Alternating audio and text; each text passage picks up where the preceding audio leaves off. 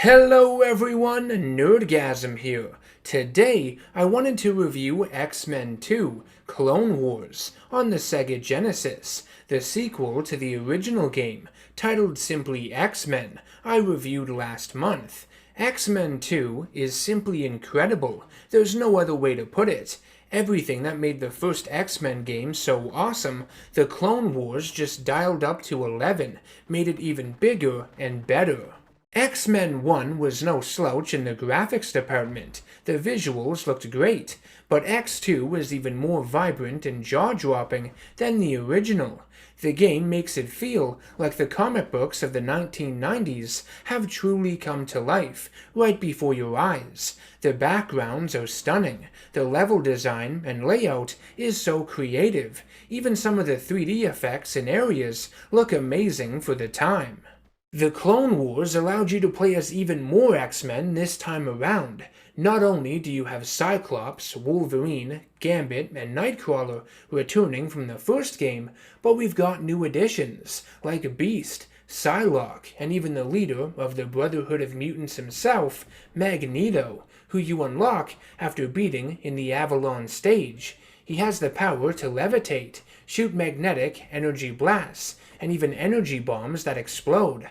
I feel he's the hardest character to master in this game. There is definitely a learning curve to him and his abilities, but I think he's a lot of fun to play as, if not for the novelty alone. Much like the first game, X-Men 2 is a side-scrolling platformer. Its gameplay is basically identical, so I won't go into all of it again here, but the biggest improvement is that you can now use your mutant powers whenever. There isn't an annoying energy meter that depletes, leaving you essentially helpless at times, depending on which character you were playing as. In X2, you can also hold the power button down to do a stronger variation of the attack, which is pretty cool, though I rarely find myself using it to be honest. In case you were wondering, the Clone Wars is just as challenging to play, if not more so, than the original game was. It shares a lot of the same drawbacks that the first game had, in terms of difficulty, and much like its predecessor, X-Men 2 is a game I have never been able to beat legitimately. In order to get all of the footage for this review, I was forced to use several Game Genie codes, most notably Invincibility, for the latter parts of this game. As an adult, it's damn near impossible for me to beat one of these retro games, especially one as unforgiving as X2, without a little bit of cheating here and there. I don't have the time, patience, or physical dexterity to get the job done anymore. Not now, probably not ever, but hey, at least I have the balls to admit it. Alright, let's talk about this game's story. I mentioned in my review of the first X-Men game that its story was a bit underwhelming. It was a great idea, an awesome concept, with the X-Men trapped in the Danger Room, but the fact that everything you fought, all the bosses you encountered, were just artificially constructed versions of them and not the real thing, it weighed down on your mind at times. Didn't feel as epic as it could have been. In X-Men 2, I think its story had a lot more meat on its bones, and in the end was far more satisfying to experience. The story of the Clone Wars draws heavy inspiration from the crossover event, the Phalanx Covenant, that came out the year before this game was released, in 1994. It's centered around a techno-organic race of aliens called the Phalanx that sought to assimilate all life on Earth into their hive mind.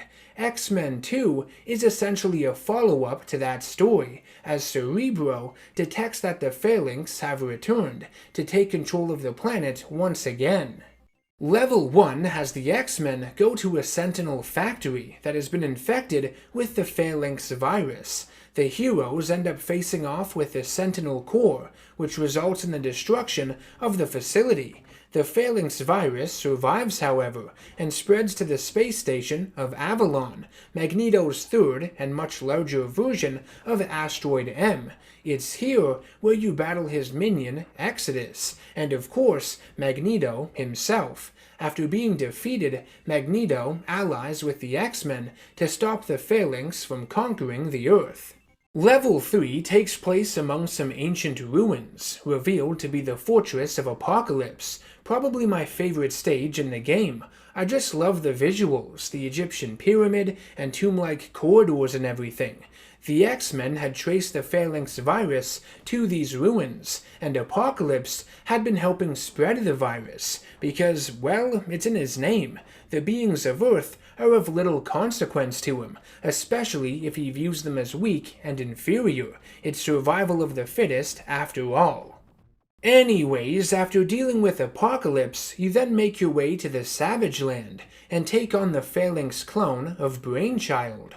Following that, the X-Men make it to the Phalanx ship, climbing up a series of elevators, which I despise. I can't tell you how many times I fell off these fucking things, to reach the inner labs and cloning facility. You encounter a giant alien creature that fires beams of energy from its mouth, and then battle Phalanx clones of all the X-Men within a very confusing maze sequence. The worst part of the game, in my opinion, which is unfortunate, seeing as it is the end.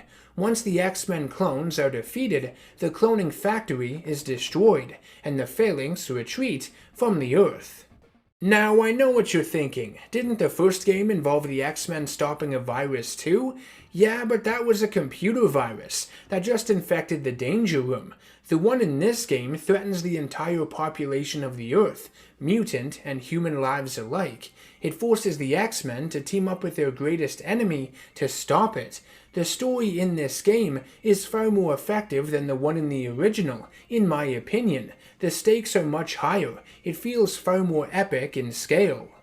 Much like the first game pushed boundaries with its unique Reset the System sequence within the Mojo's Crunch level, check out my review of the first game if you'd like more info on that. X-Men 2 features a fairly unique aspect to it as well, a cold open. When you pop this game into your Genesis, the game starts up almost instantly, having you play as a completely random X-Men each and every time. You are plopped into this mysterious, snowy setting, revealed to be Siberia, and only after beating the stage are you presented with the game's title screen and filled in regarding the story. Cold opens are something you would typically see in a movie or a TV show, not a video game. I'm sure this has been done before in the medium, but I've never played any other games, from this era especially, that have a cold open. It's so unique, so refreshing, and I wish more games did this. It's a brilliant move on the part of the developers, because right out of the gate, the player has questions, and only through tapping buttons, learning the controls, exploring their environment, are they given those answers. Like I had mentioned at the start of this video, X-Men 2 Clone Wars does suffer from a lot of the same issues that plagued its predecessor.